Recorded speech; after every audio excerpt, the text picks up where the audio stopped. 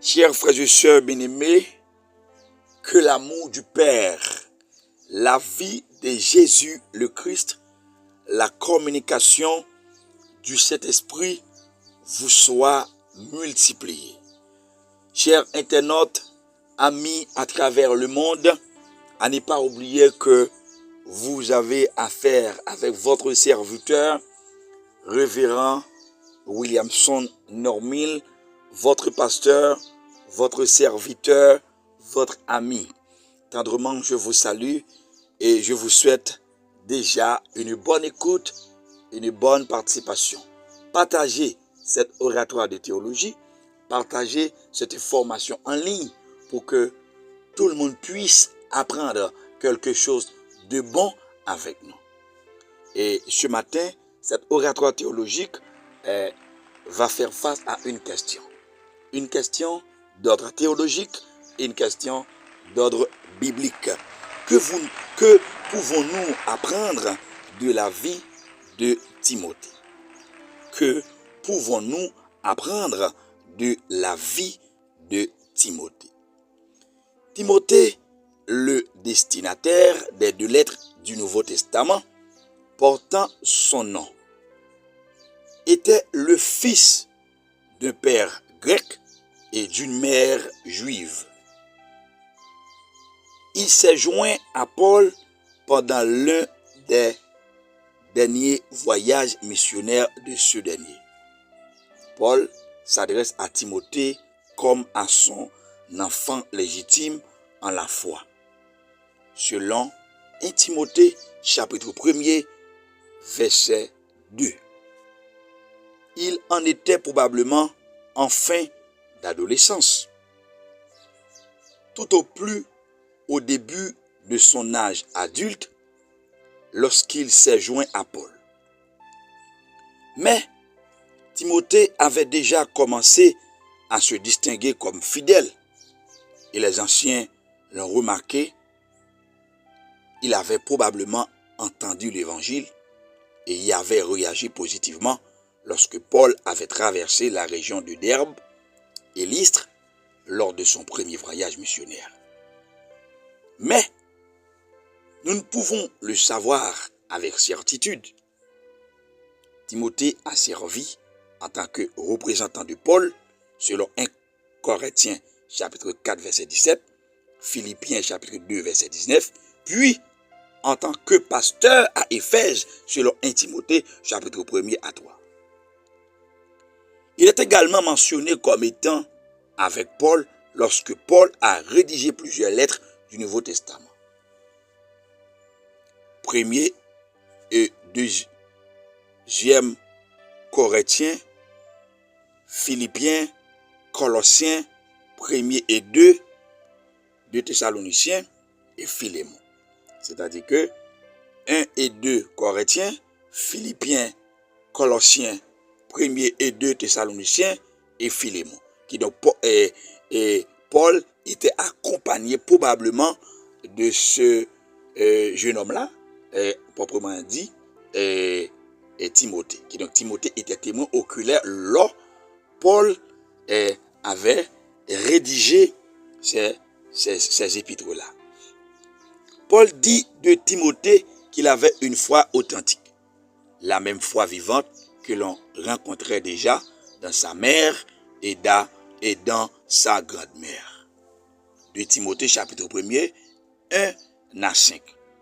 Eunice et Loïse avaient préparé le cœur de Timothée en enseignant à Timothée les Écritures de l'Ancien Testament et l'ont préparé depuis l'enfance à reconnaître le Messie lorsqu'il apparaîtrait.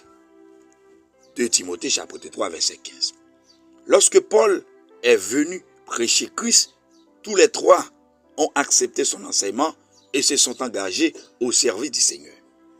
Nous aussi devons préparer nos enfants aujourd'hui au moment où Christ entrera dans leur cœur. Ils doivent apprendre à reconnaître le moment où Jésus va parler à leur esprit comme émanant du Sauveur. Et la seule manière de le faire est de suivre l'exemple d'Eunice et de Loïse afin d'enseigner à nos enfants la parole de Dieu. Dans sa première épître à Timothée, Paul a donné des instructions et des conseils pour conduire l'Église.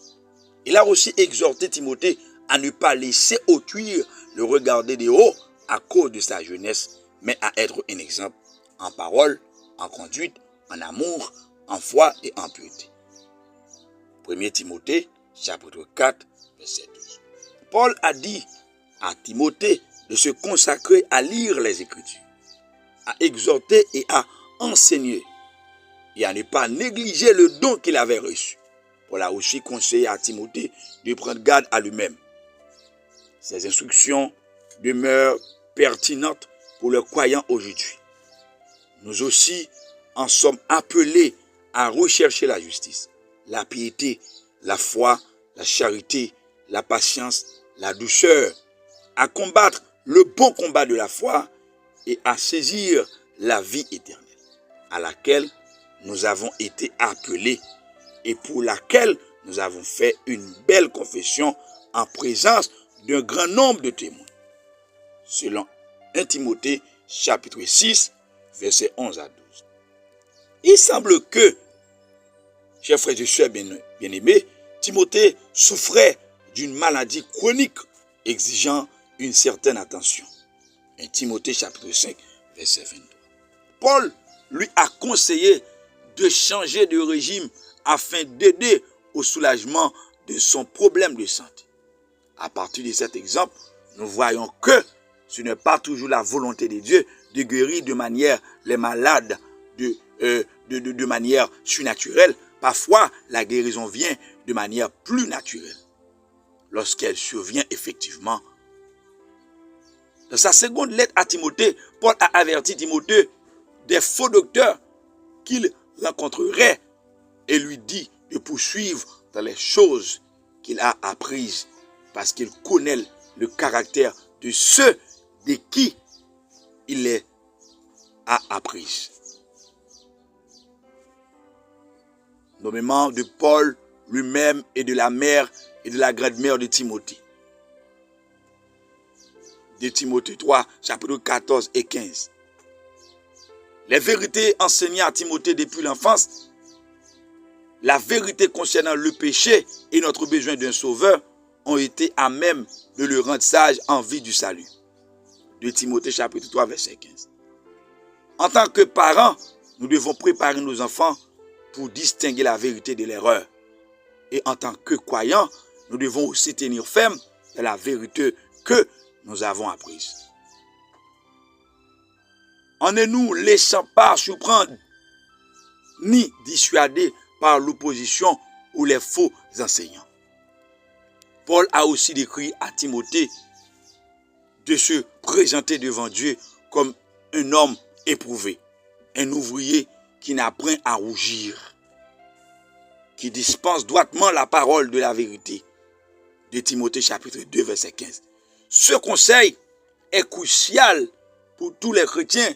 Toute écriture est inspirée de Dieu et utile pour enseigner, pour convaincre, pour corriger, pour instruire dans la justice, afin que l'homme de Dieu soit accompli et propre à toute bonne œuvre. Paul a conseillé Timothée, son cher fils, selon 2 Timothée chapitre 1, verset 2, d'un cœur d'amour désireux que Timothée se tienne droit de sa propre foi et se révèle un bon guide pour les autres croyants. Timothée semble avoir été fidèle sans aucun doute. Nous devons suivre son exemple, chers frères et sœurs bien-aimés. Merci de votre écoute. Merci de votre parfaite écoute. Que Dieu vous bénisse. Shalom Aleichem. Shalom Baruch Hashem. Bye bye. Merci. Merci. Partagez la page et abonnez. Et merci. Merci encore une fois plus. Shalom.